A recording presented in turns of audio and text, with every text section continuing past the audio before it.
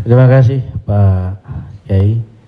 Silakan ada yang mau bertanya, kita minta 2 orang dulu dari teman-teman pelawak dulu. Ya, nampaknya muka lagi banyak masalah. Silakan. Yang mau bertanya? Adek Jigo.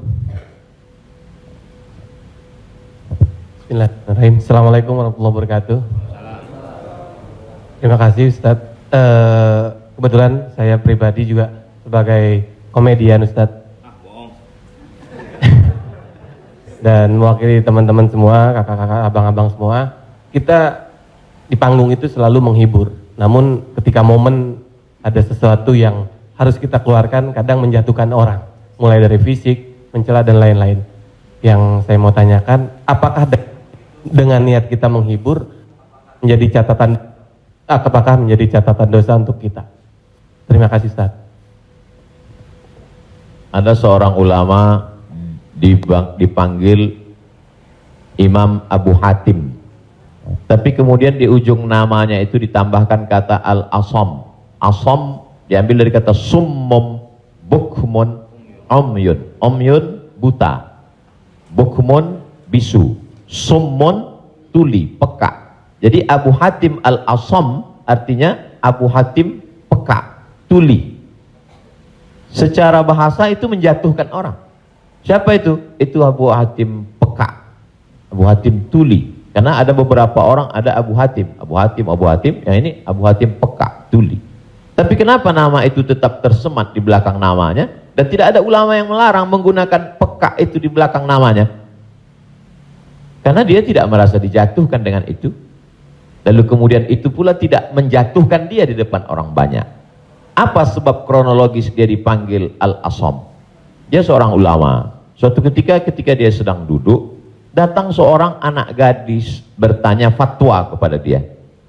Saat anak gadis itu bertanya fatwa tentang hukum halal haram suatu masalah, mungkin karena wallahu alam bisawab atau saking groginya atau kentut anak gadis itu di depan dia. Dia ingin menjaga marwah, harkat, martabat anak gadis ini supaya jangan sampai merasa malu, maka dia diam, pura-pura nggak dengar. Akhirnya anak gadis itu nggak jadi malu, pulang dan dia cerita ke orang lain. Aku tadi mengalami begini dan aku kentut di depan Imam Abu Hatim. Terus apa komen dia? Ternyata Abu Hatim itu peka. Dipanggil orang Abu Hatim Al-Asam, peka. Sampai akhirnya setelah anak gadis itu meninggal, Imam Abu Hatim Al-Asam panjang umurnya, meninggal anak gadis itu, barulah Abu Hatim mengatakan, aku sebetulnya nggak peka, hanya ingin menjaga kehormatan dirinya. Jadi kisah Abu Hatim Al-Asam dapat kita pahami 2 makna. Satu sisi ada saatnya kita menjaga kehormatan orang sampai mati dia. Tapi ada satu sisi kalimat yang nampaknya menjatuhkan sebenarnya tidak menjatuhkan selama kita masih saling paham, saling memahami, saling mengerti. Ada kata-kata yang mungkin kita gunakan tapi menjatuhkan dia. Padahal sepertinya pujian. Tapi ada kata-kata yang sepertinya. Jadi kalau sudah saling memahami, orang pun mengerti, maka dia tidak menjadi suatu celaan. Ya ayyuhalladzina amanu, hai orang beriman, ijtanibu katsiran minadh-dhann, jauhilah prasangka buruk, inna ba'dadh-dhanni itsmun, wala tajassasu, jangan mencari-cari kesalahan orang, wala yaghtab ba'dukum ba'dha, jangan ribah membicarakan aib orang lain, la talmizu bil alqab, janganlah kamu menggunakan gelaran-gelaran yang jelek. Bukankah tuli itu gelaran yang jelek? Iya. Tapi saat itu digunakannya bukan untuk menjatuhkan, dan mereka saling memahami tentang hal itu. Wallahu a'lam bishawab. Baik Ustaz, satu pertanyaan seputar dunia entertain. Ketika orang memerankan misalnya, mohon maaf lahir batin, main film seks, selama film itu diputar terus, sementara orangnya udah hijrah, dan saat ini film itu diputar, itu jariahnya seperti apa tuh Ustaz? Nah, ini mohon maaf lahir batin Ustaz. Hah? Nonton sama bini gue berdua.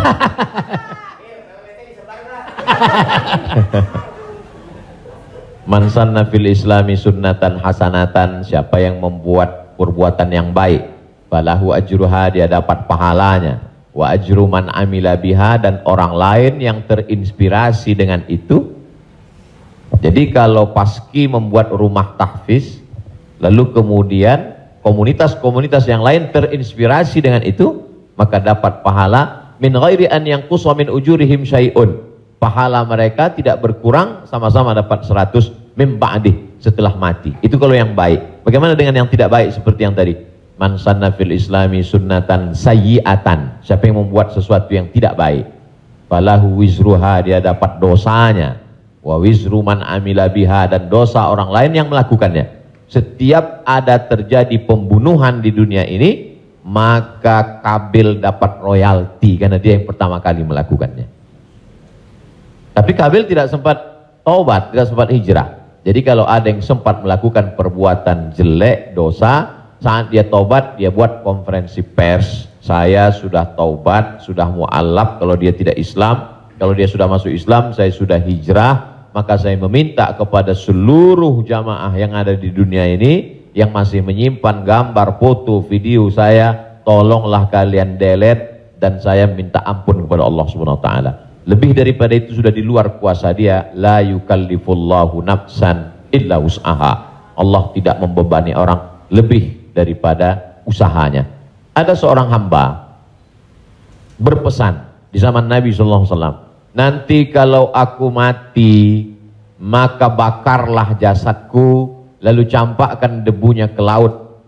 Kenapa? Karena aku takut bertemu dengan Allah Subhanahu wa taala atas segala dosa-dosaku.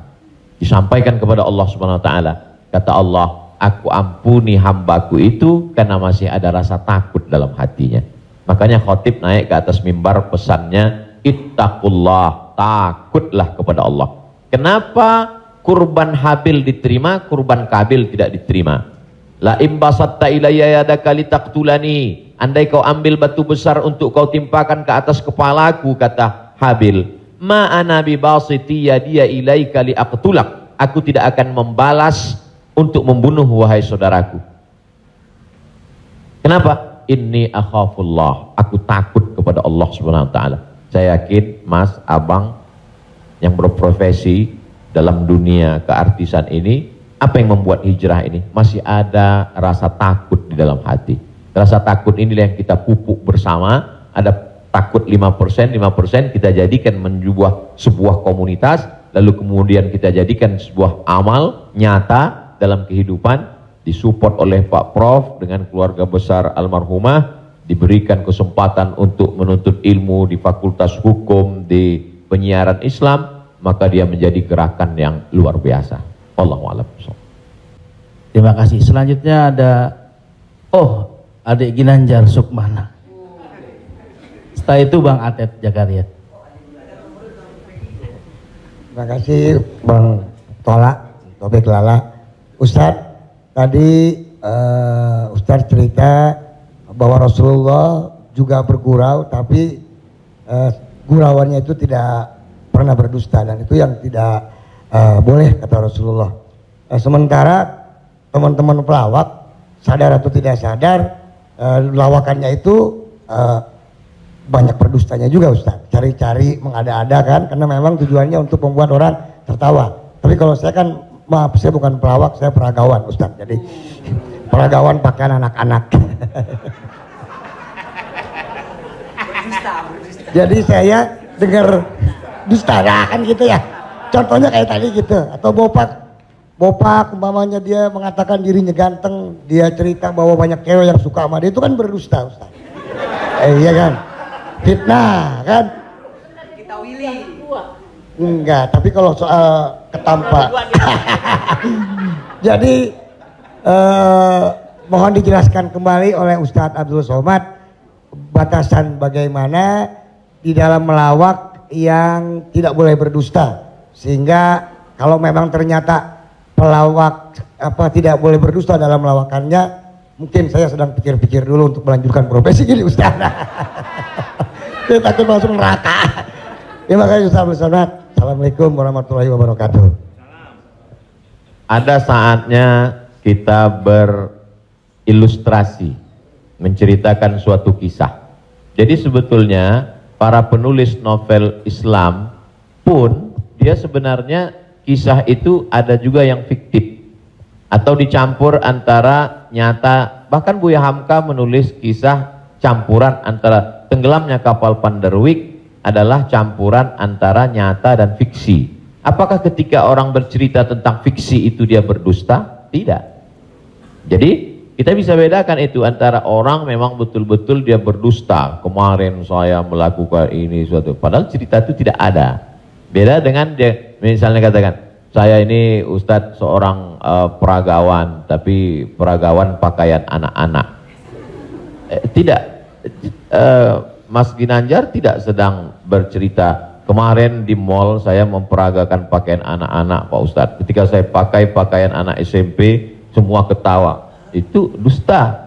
Tapi ketika dia katakan cerita awal tadi, semua orang tahu bahwa dia tidak sedang memperagakan pakaian anak-anak. Dia hanya sedang menunjukkan tentang dirinya.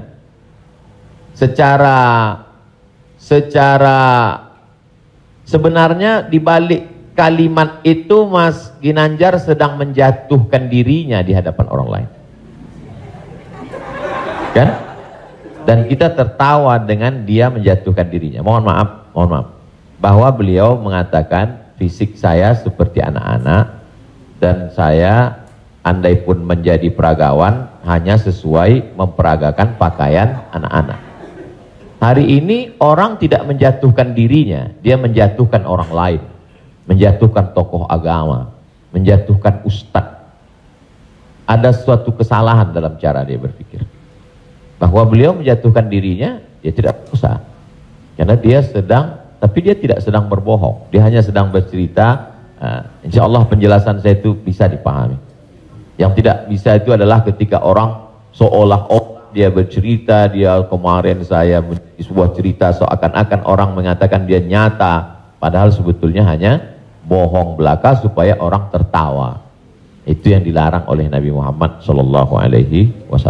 Wallahu a'lam. Baik, Assalamualaikum warahmatullahi wabarakatuh. Nama saya Ted Zakaria Ustadz. Saya pernah ketemu Ustadz di airport waktu itu mau berangkat umroh. Yang saya ingin mohon penjelasan dari Ustadz. Sekarang ini banyak pelawak-pelawak yang ikut ceramah juga. Pelawak sekarang ini dibutuhkan di mana-mana buat ikut ceramah.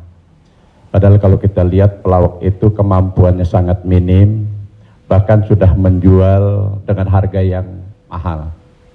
Mohon penjelasannya Pak Ustadz, di mana bolehkah seorang pelawak itu melucu atau melawak di dalam satu ceramah? Nah, kita lihat yang namanya pelawak ini sekarang menjadi daya tarik sebelum ustadznya yang asli itu datang.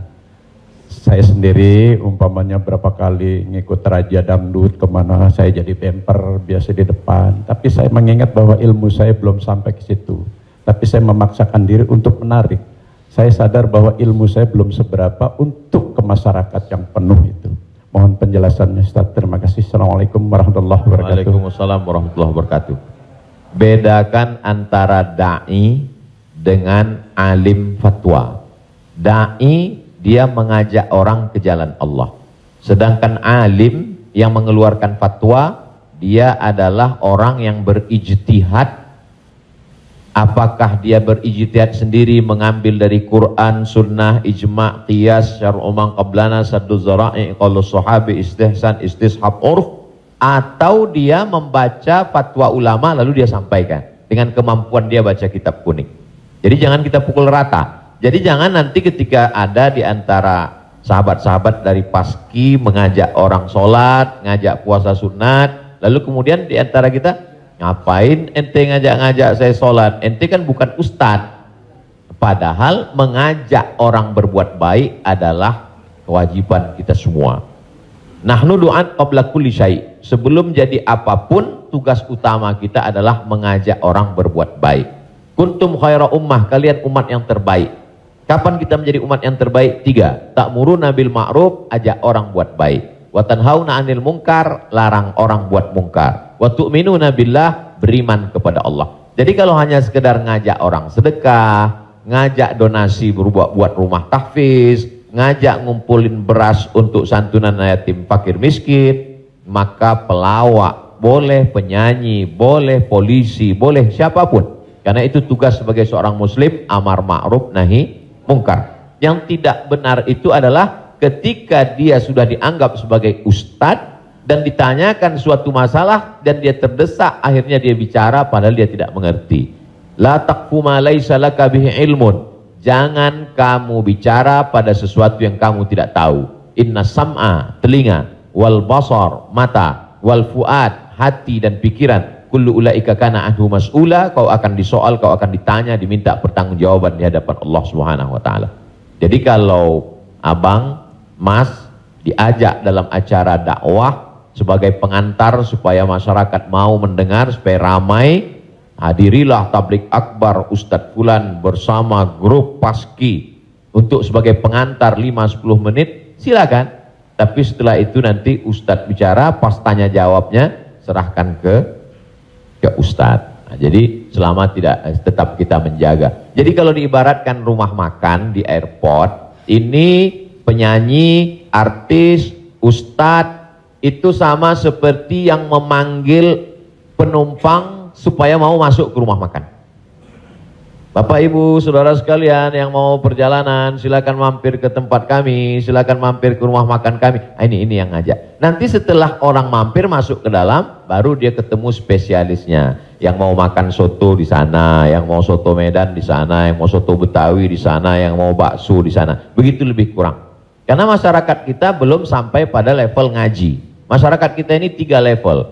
Pertama, level 1 yang memang sudah ngaji sama para habaib, baca kitab kuning serius, hatam dari A sampai Z. Ini memang nggak perlu pakai pemanggil tadi. Yang kedua adalah level yang masih mau ke masjid tapi juga tergantung SMS kemana ngajak. Ngaji oke, kesini pun oke. Ini yang level 2. Yang level 3 ngelihat masjid pun masih takut. Makanya saya kalau tablik akbar pengajian ke daerah itu saya bagi 3. Ada pengajian yang saya memang nggak mau di masjid, saya pengajiannya maunya di lapangan sepak bola, di stadion, supaya sampai ke grassroots. Ada level 3 yang belum mau ke masjid. Saya terus terang Ustadz, ke masjid ini trauma. Beberapa teman saya ke masjid ninggal. Nah, jadi yang level ini masih mau, masih bercampur. Jadi kalau ada orang yang ngejek, apa itu dakwah, apa itu pengajian, apa itu, kenapa melibatkan artis?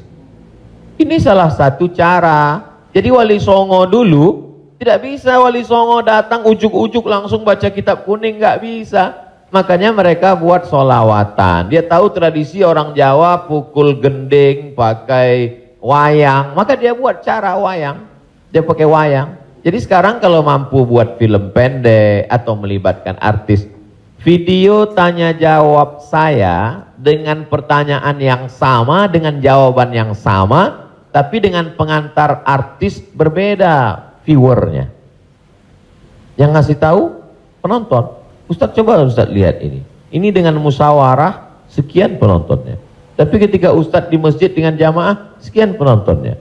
Artinya apa? Dakwah bisa sampai melalui lisan sahabat-sahabat kawan-kawan.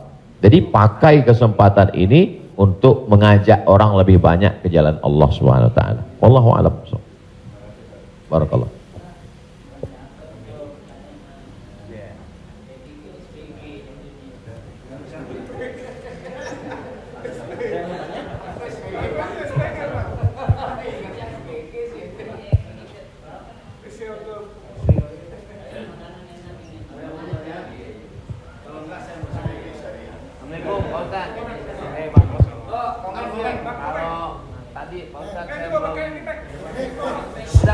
Udah Pak.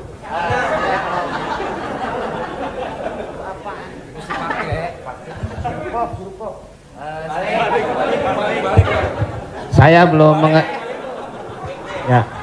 saya belum paham yang tadi Pak Ustadz bilang apa wasaah apa wasi. Oh, lo jangan nyampur. Agama lo beda lo. Wasaah sambil bercanda apa tadi gitu. Pak Ustadz lupa ya, nanti saya jelasin lagi. Apa tadi? Wasaah kalau nggak salah. Nggak tahu, ujang adanya kali. Ya Pak Ustadz. Ya itu. Wasilah. Bukan.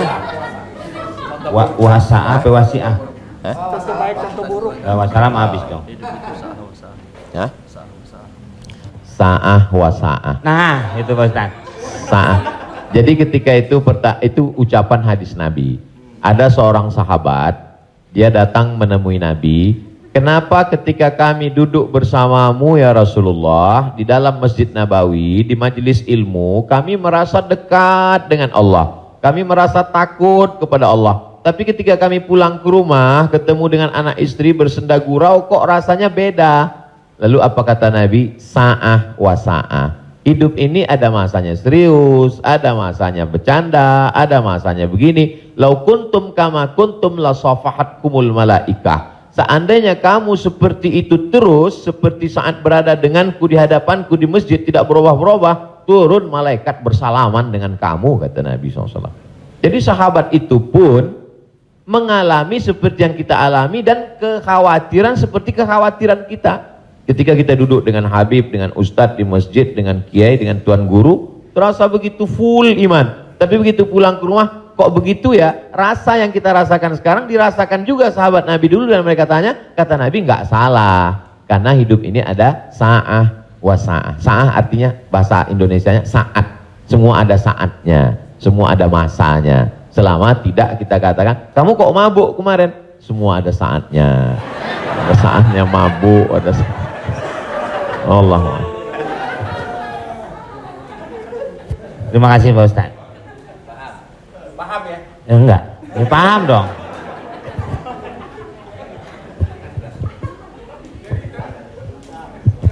Mungkin dari sini ada. Tapi satu lagi pertanyaan, saya mau nanya. Pak Ustadz, ini masalah saya pribadi. Jadi saya ya ada masukan juga ketika hukum riba. Mobil itu ya, ini umum ya kan. Jadi mobil kita jual, kemudian kita coba berusaha cash. Saya untuk menghilangi kredit. Nah, saya mau tanya, ini juga amanat dari keluarga saya, dipastikan lagi. Boleh nggak, Kiai, kita kredit mobil?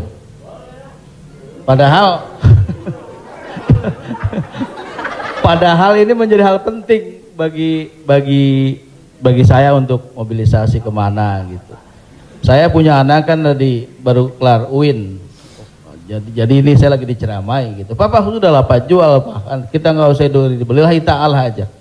Ya saya bilang ini lillahi ta'ala, agak-agak susah nak, saya bilang gitu. Tapi ini real, saya jual, saya mencoba untuk beli cash, nungguin cash lama. Jadi jangan suka buka aib orang, Mbak.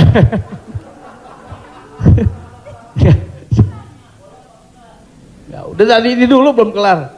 Jadi boleh nggak saya riba, Oke. Sorry, boleh nggak kredit mobil itu?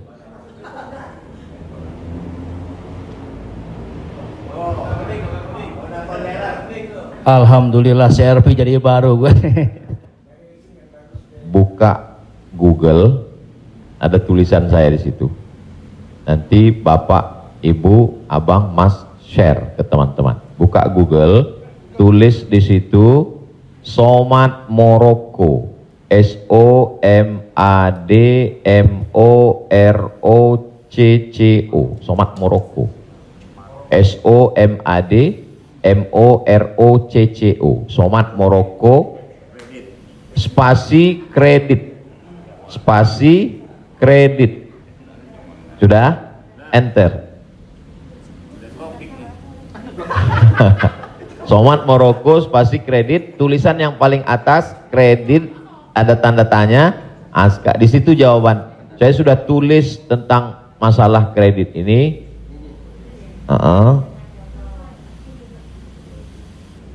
Di situ.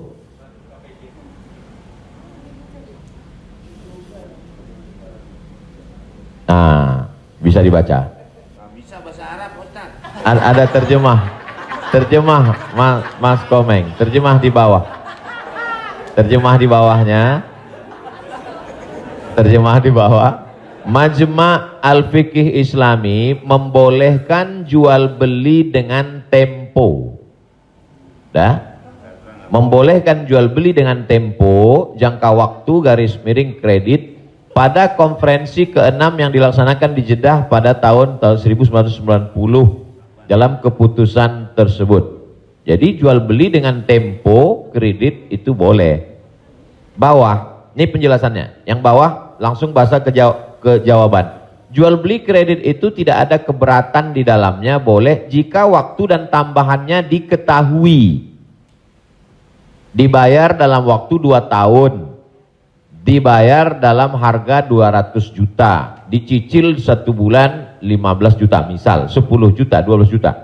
Meskipun harga kredit lebih mahal daripada kontan. Karena penjual dan pembeli sama-sama mendapat manfaat. Penjual mendapat manfaat tambahan harga dan pembeli mendapat manfaat tempo jangka waktu. Disebutkan dalam Sahih Al-Bukhari. Apakah di zaman Nabi ada kredit? Ada. Dalam Sahih Bukhari, Sahih Muslim, bahwa barirah itu manusia. Waktu itu masih boleh jual manusia, hamba sahaya. Bahwa barirah dijual oleh tuannya dengan cara kredit selama 9 tahun. 1 tahunnya dibayar 40 dirham. Ini menunjukkan bolehnya jual beli kredit. Kesimpulannya, uang dengan barang boleh, tapi uang dengan uang riba. Prof, saya pinjam uang 200 juta. Nanti saya bayar 220. Haram, riba. Tapi ketika saya beli mobil, Prof, saya cicil tiap bulan, maka lunas dalam waktu 1 tahun, itu tidak riba karena akadnya uang dengan barang. Yang jadi masalah ketika kita pergi ke dealer untuk beli mobil, kita katakan kita tidak punya uang cash, dia tidak mau langsung transaksi dengan dia, tapi dia akan libatkan pihak ketiga, penyedia keuangan. Pada akhirnya transaksi kita adalah uang dengan uang. Uang dengan uang, bukan uang dengan barang. Lalu apa solusinya? Pergi ke bank syariah. Kenapa di bank syariah uang dengan barang? Assalamualaikum, waalaikumsalam. Bank syariah, saya mau beli mobil. Terus mau pinjam uang. Kata bank syariah, kami tidak melayani peminjaman uang dengan uang. Karena uang dengan uang berbunga haram. Bapak sebetulnya mau beli apa? Mau beli mobil. Kata orang bank syariah, mobilnya kami beli. Bank syariah membeli mobil. Setelah itu bank syariah menjual mobil itu ke kita, maka akadnya kredit sama seperti barirah dibeli pada zaman Nabi, kredit 9 tahun. Jadi akadnya adalah uang dengan barang. Begitu. Allahu a'lam. Ya alhamdulillah. Beli lagi, saya lebih kembali lagi pakai syariah. Selanjutnya siapa yang mau bertanya? Silakan umum sekarang. Bang Dery mau nanya? Oh, yang ibu-ibu aja, ibu-ibu. Pak.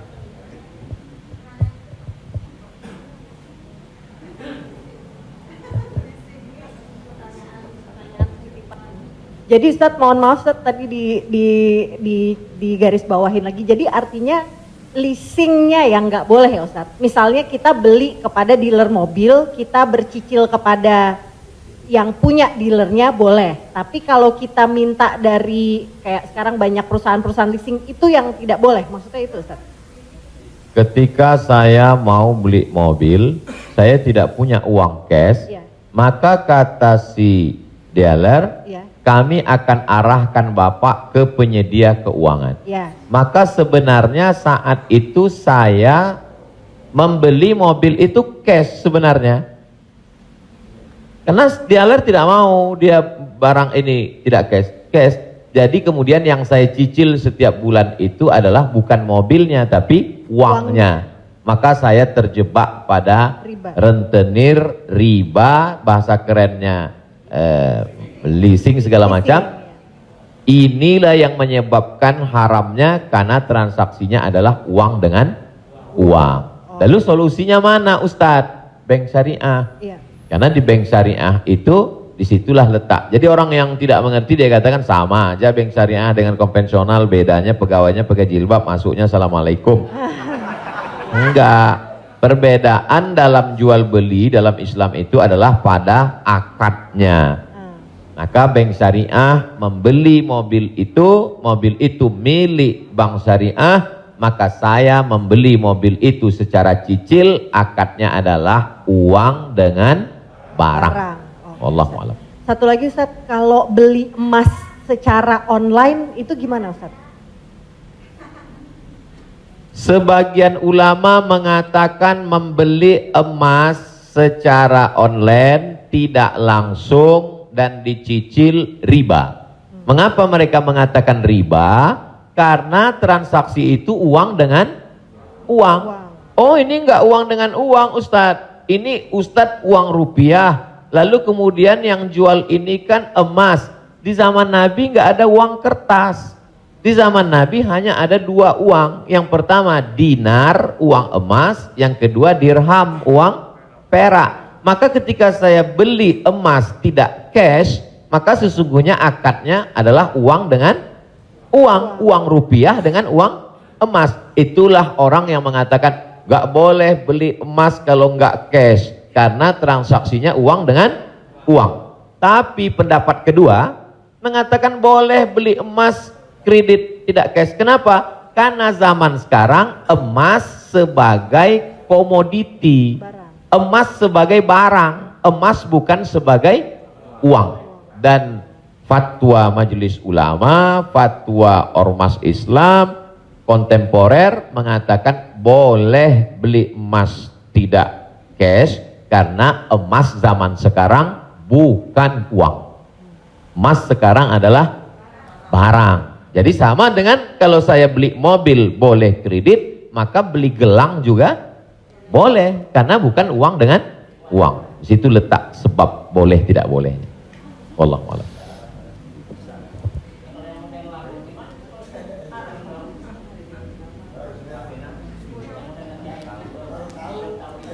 Yang sudah banyak-banyak taubat nasuha, sholat sunat, istighfar. Kalau sedang dalam proses bisa dibom, ada aset yang bisa dijual untuk ngebom supaya selesai, jual lah. Tapi kalau ini aset pokok tidak boleh jual rumah karena rumah pokok, sama seperti makan. Ini kalau saya jual aset ini saya bom meledak semua Ustadz. Ini Hiroshima Nagasaki hancur semua, maka nggak boleh. Azam tekad dalam hati, saya mencari nafkah, saya lunasi sampai habis, nanti setelah ini saya tobat berhenti. Tapi kalau bisa jual satu petak ini lalu ditutup ini, lakukanlah untuk melepaskan diri dari riba, karena riba itu 5 ancamannya. Yang pertama, alladzina ya'kuluna riba la yaqumuna illa kama yaqumul ladzi yatakhabbathu syaitanu minal mas. Orang yang makan riba nanti bangun bangkit dari kubur ketika di padang mahsyar seperti orang kerasukan setan. Yang kedua, ayyuma lahmin nabata min haramin fannaru aulabih. Setiap daging di badan tumbuh dari yang haram, maka tempatnya api neraka jahanam. Yang ketiga, orang kalau dia makan haram, maka doanya tidak dikabulkan Allah. Mat'amuhu haram, makanannya haram. Mashrabuhu haram, minumannya haram. Malbasuhu haram, pakaiannya haram. Wa ghuziya bil haram, dia diberi makanan haram. Anna yustajabulah, apakah mungkin doanya dikabulkan Allah? Yang ketiga, yang keempat, nasiyatin kazibatin khati'ah. Ubun-ubun, penipu, pembohong, pelaku dosa. Padahal yang berdosa itu tangan, yang berdosa itu mulut. Kenapa dikatakan ubun-ubun? Karena ternyata ada otak bagian depan yang selalu kita usap ketika sedang wudu. Disitulah pemikir. Otak ini berpikir ketika dia dapat semprotan darah. Darah itu menyembur dari jantung. Darah itu dari makanan. Sepiring makanan riba berubah menjadi setetes darah, disemburkan oleh jantung naik ke otak, isi otak haram, maka bawaannya mau haram saja. Gara-gara riba. Heran saya ini Pak Ustadz, kenapa pikiran saya ini mau haram saja? Sebabnya gara-gara makan riba.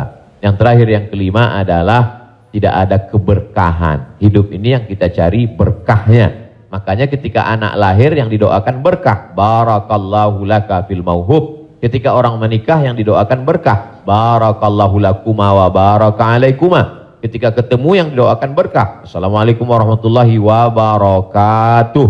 Ketika makan yang diminta berkah. Allahumma barik lana. Wallahu a'lam.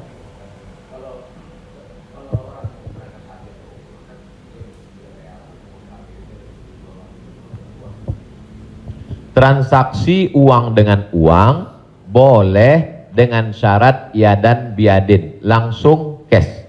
Maka ketika sampai di Makkah, saya keluarkan uang rupiah, saya katakan saya mau beli rial, langsung cash, boleh. Begitu juga membeli dolar. Saya sampai ke Maroko, saya beli dirham. Maka pemerintah Saudi Arabia tidak akan bisa mengizinkan buka money changer,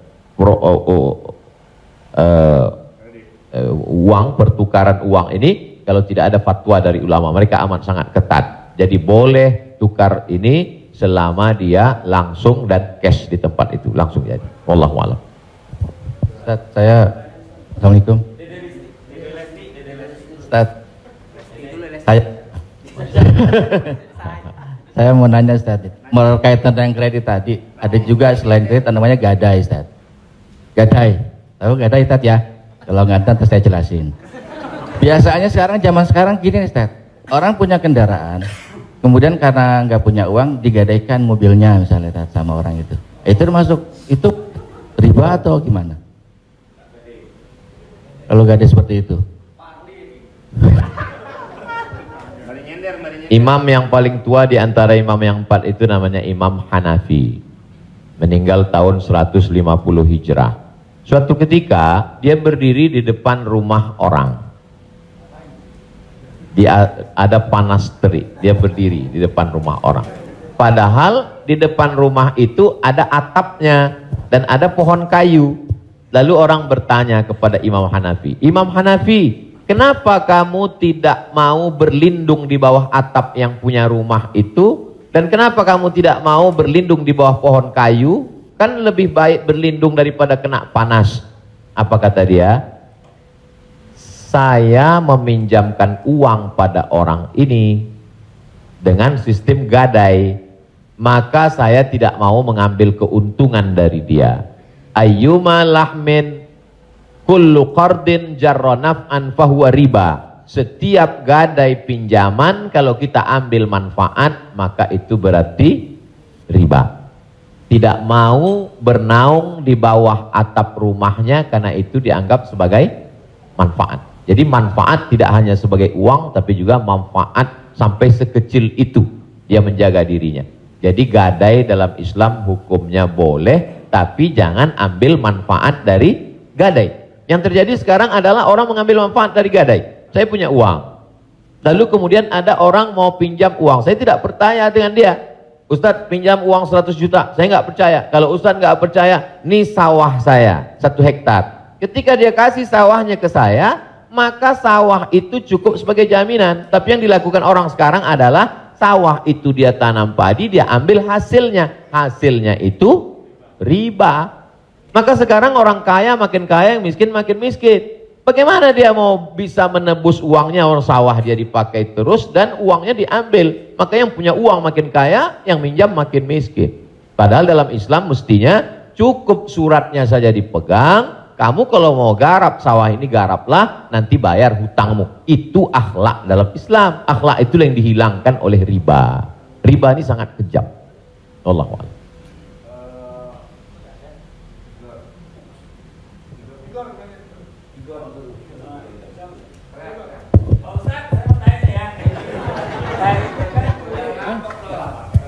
Pak Ustadz, Assalamualaikum. Assalamualaikum warahmatullahi wabarakatuh Pak Ustadz. Saya ini pernah Islam, balik ke Kristen, balik lagi ke Islam lagi. Itu gimana itu ceritanya Pak Ustadz?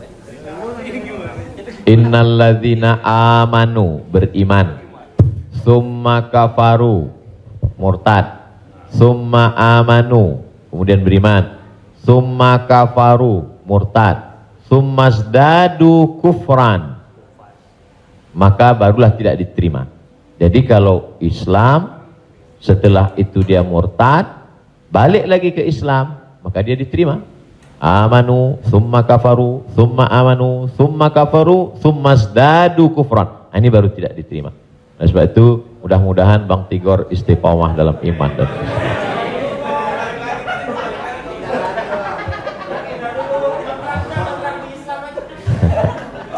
Agama lu kayak angkos bolak-balik.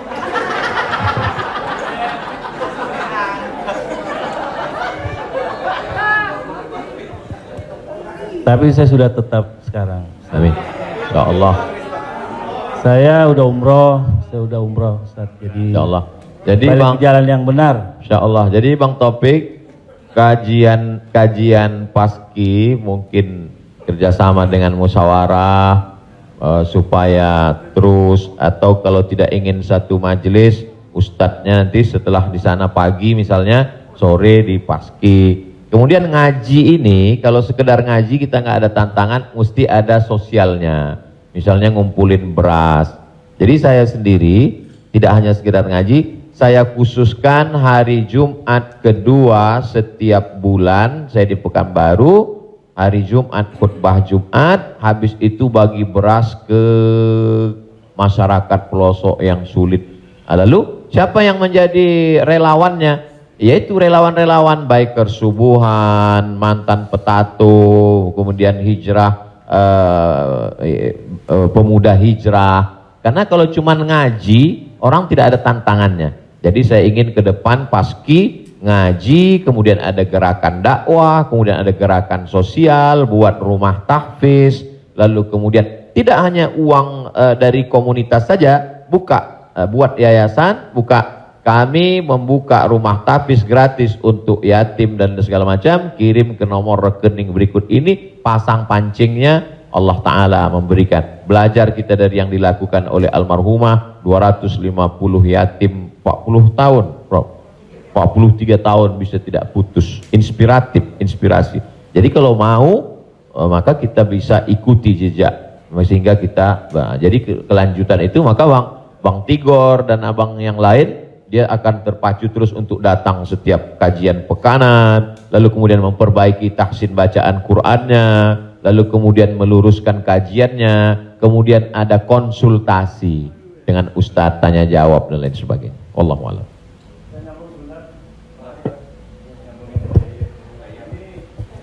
Apakah ada warisan? Karena kalau kita dengar dalam satu, kalau kita melayat, sering orang bilang kalau almarhum atau almarhumah punya utang piutang berhubungan dengan keluarga, sedangkan kita nggak tahu bahwa itu adalah riba. Apakah termasuk warisan itu dosanya? Terima kasih. Tidak boleh harta warisan dibagi sebelum dilakukan dua hal. Yang pertama, mim ba'di wasiyatin, keluarkan wasiat. Wasiat hanya sepertiga total harta. Jadi kalau dalam surat wasiatnya, aku wasiatkan ruko ini untuk sekolah tahfiz. Total harga ruko 1 miliar. Sedangkan harta dia cuma 2 miliar. Maka yang jatuh menjadi wasiat hanya 666 juta. Sedangkan sisanya dibagi kepada ahli waris. Pertama, keluarkan wasiat, sepertiga paling banyak. Setelah keluar wasiat, mim ba'di wasiyatin yusabiha au dain. Dain, bayarkan hutangnya. Jadi kalau ada orang meninggal, hutangnya dibayarkan dari harta warisan. Jadi kalau harta warisan habis, apakah anak wajib membayarkan hutang bapaknya? Tidak. Anak hanya wajib membayarkan hutang almarhum dari harta yang dia tinggalkan. Adapun kalau si anak mau berbakti kepada orang tuanya, dia bayarkan, baik, tapi dia tidak punya kewajiban, dia bayarkan dari harta dirinya sendiri. Jadi makanya kadang kita baca, jangan beli ruko ini bermasalah. Di mana letak masalahnya? Karena ruko itu dibagi sebelum hutang dibayar. Muncul masalah. Sebetulnya ruko itu bukan milik anak-anaknya, tapi milik piutang. milik orang yang dulu pernah dipinjam uangnya. 2 keluarkan, baru bagi harta warisan. Allahu a'lam.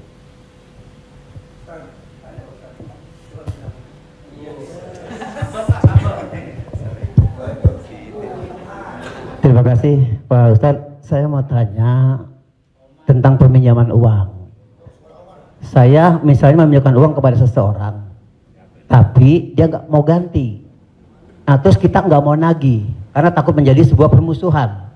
Kan ada peribahasa memberikan pinjaman hutang itu sama juga menanamkan musuh.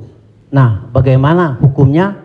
Apakah ini harus ditagih sama kita ataukah dibiarkan? Terima kasih Pak Ustadz. Assalamualaikum warahmatullahi wabarakatuh. Waalaikumsalam. Ayat yang paling panjang dalam Al-Quran, 1 halaman penuh, Al-Baqarah 282. Bukan tentang haji, bukan tentang puasa, tapi tentang perjanjian hutang piutang. Ya ayyuhalladzina amanu, hai orang beriman, idza tadayantum bidainin, kalau kamu menjalin transaksi hutang piutang ila ajalim musamma, sampai batas waktu limit tertentu, faktubuh, tulislah. Wal yaktub bainakum katibun bil adli, hendaklah ada seorang penulis yang menulis dengan adil. Wastashhidu syahidaini min rijalikum, ada 2 orang saksi. Antadil, kalau tidak ada 2 orang laki-laki, wa maraat, 1 orang perempuan, wa maraatani, 2 orang perempuan, antadilla ihdahuma fatudzakkira ihdahumal ukhra. Sedetil itu dalam Al-Qur'an. Jadi kalau saya menagih hutang, sesungguhnya bukan saya sedang mencari musuh, tapi menyelamatkan dia supaya dia dan anak cucunya jangan sampai makan haram. Kalau dia tidak sanggup, ayat yang kedua, fanaziratun ila maisarah, kasih sampai batas waktu dia lapang. Kamu bisa bayar kapan? Insya Allah 1 Mei Pak Ustadz. Tahun berapa? Tahun 2022. Oke, insya Allah Mei 2022 lapang.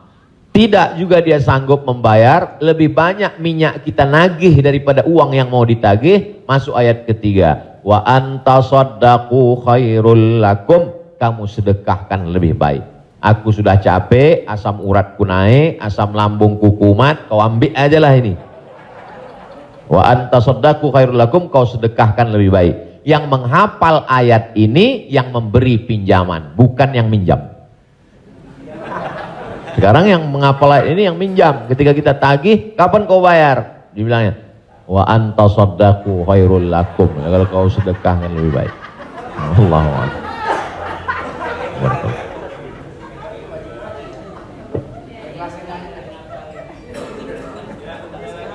Ada yang nanya lagi? Ada yang nanya lagi ya? Di luar utang piutang. Saya mau tanya ini Pak Ustadz, kan kalau ada teman yang ulang tahun, kita suka bilang selamat ulang tahun, kita doakan semoga panjang umur.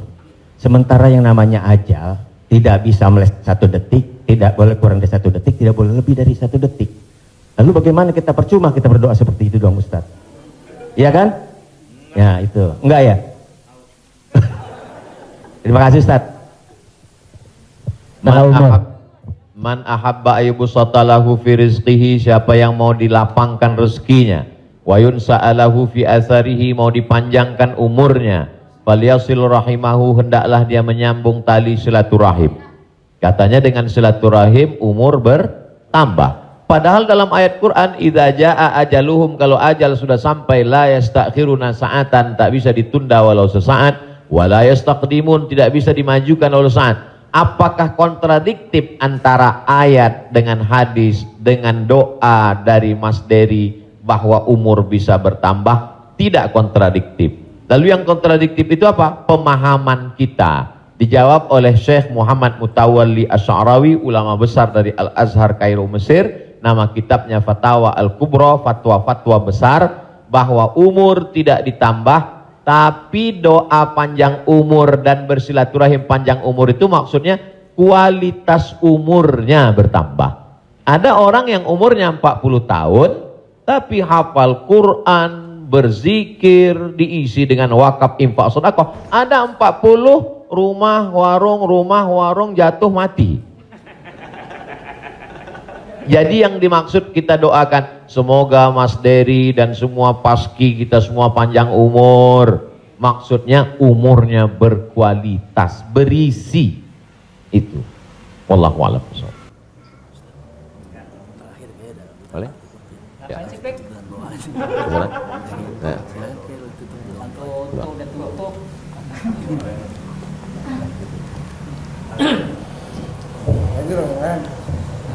Nah. Bapak Ibu yang berbahagia, karena Pak Kiai agak capek besok mau ke Riau, mau pulang kampung. Jadi kita ikut. Biayanya nggak ada lain tuh. Jadi, Ayang ngajakin. iya, alhamdulillah sudah dicukupkan untuk pertanyaan. Nanti kalau yang mau bertanya, tulis saja surat, langsung kirim ke Bopak. Oh, dijawab. Biar Bopak yang kirim ke Ustaz Somad.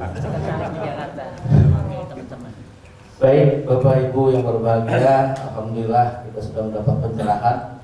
Mudah-mudahan ini menjadi langkah awal kita untuk mendekati agama kita dengan bijak tentunya. Semoga Allah memberikan kecerdasan kepada kita. Di sisa umur kita ini, mudah-mudahan menjadi orang yang bermanfaat buat diri dan agama secara bangsa. Amin. Pak Kiai, kita mohon untuk memberi doa untuk acara ini. Terima kasih. Astaghfirullahaladzim, astaghfirullahaladzim, astaghfirullahaladzim, alladzi la ilaha illa huwal hayyul qayyum wa atubu ilaih. A'udzubillahi minasyaitonir rajim. Bismillahirrahmanirrahim. Alhamdulillahirabbil alamin, arrahmanir rahim, maliki yaumiddin. Iyyaka na'budu wa iyyaka nasta'in. Ihdinas siratal mustaqim, siratal ladzina an'amta 'alaihim ghairil maghdubi 'alaihim waladdallin. Amin. Allahumma shalli ala sayidina Muhammad wa ala ali sayidina Muhammad. Allahumma 'allimna ma yanfa'una, ajarkan pada kami ilmu yang bermanfaat ya Allah. Wanfa'na bima 'allamtana, yang sudah kami pelajari malam ini jadikan dia menjadi amal saleh ya Allah. Allahumma faqihna fid din, dalamkan ilmu agama kami. Wa 'allimna ta'wil, ajarkan kami pemahaman Al-Qur'an yang benar. Ya muqallibal qulub, engkau yang membolak-balikkan hati, sabbit qulubana, kokohkan hati kami ala dinik, dalam agamamu, ala ta'atik, dalam ketaatan kepadamu. Allahumma a'inna, tolong kami ala zikrika, supaya hati kami senantiasa berzikir mengingatmu, wa syukrika, selalu bersyukur kepadamu, wa husni ibadatik, selalu beribadah dengan ibadah yang terbaik. La tada'lana zamban illa ghafartah, wa la aiban illa satartah. Aib cacat kami banyak, tutupi dari hadapan manusia, dan tutupi pula ketika kami menghadapmu nanti ya Allah. Wala maridhan illa syafaitah, ada saudara kami yang sakit, angkat penyakitnya, sehatkan ya Allah. Wala mayitan illa rahimta, yang sudah meninggal dunia mendahului kami, lapangkan kuburnya ya Allah. Wala hajatan min hawaijid dunya wal akhirati laka ridha walana fiha salah, segala hajat dunia hajat akhirat baik bagi kami dan engkau ridha, illa qadaitaha wa yassartaha, mudahkanlah ya Allah. Rabbana hablana minas salihin, jadikan anak kami anak-anak yang soleh dan solehah, min huffazil Quran wal hafizat, bukakan pintu hati mereka untuk menjadi penghafal Al-Quran. Minal mujahidina fi sabilika bi amwalihim wa anfusihim, mereka akan menolong agamamu dengan harta, nyawa dan kekuasaan yang kau titipkan di tangan mereka. Allahumma khtim lana bi husnil khatimah, tutup umur kami dengan husnul khatimah. Allahumma ja'al akhira kalamina inda intihai ajalina, ketika ajal kami sampai, saat malaikat maut mencabut nyawa kami ingin kalimat terakhir yang keluar dari mulut kami, la ilaha illallah Muhammadur Rasulullah sallallahu alaihi wasallam. Allahumma ja'alna minal mutahabbina bijalalik, sebagaimana hari ini kami berkumpul berkasih sayang karena engkau, maka kumpulkanlah kami di surga bersama Nabi Muhammad sallallahu alaihi wasallam. Sahibul bait yang sudah menyediakan rumahnya, makanannya, segala kebaikan, tak sanggup kami membalasnya. Ajzihim jaza'al hasanah, berikanlah mereka balasan yang baik ya Allah. Allahumma jama'na ma'ahum ma'al habibil mustafa fi jannatikal ula, satukan kami dalam surga jannatul firdaus bersama Nabi Muhammad sallallahu alaihi wasallam. Rabbana atina fid dunya hasanah wa fil akhirati hasanah wa qina adzabannar. Wa sallallahu ala sayyidina Muhammad wa ala alihi wa sahbihi wasallam, walhamdulillahi rabbil alamin. Taqabbalallahu minna minkum taqabbal ya karim. Saya ucapkan banyak terima kasih kepada keluarga besar almarhumah Profesor Dr. Hajah Tuti Alawiyah, tak dapat saya sebut satu persatu. Saya ucapkan banyak terima kasih kepada Paski. Malam ini amat sangat berbahagia, senang bisa saya bertemu dengan orang-orang yang selama ini saya senangi hiburannya, candanya, gurauannya, mudah-mudahan Allah panjangkan umur mereka insyaallah. Jazakumullah khairal jaza. Wassalamualaikum warahmatullahi wabarakatuh. Waalaikumsalam.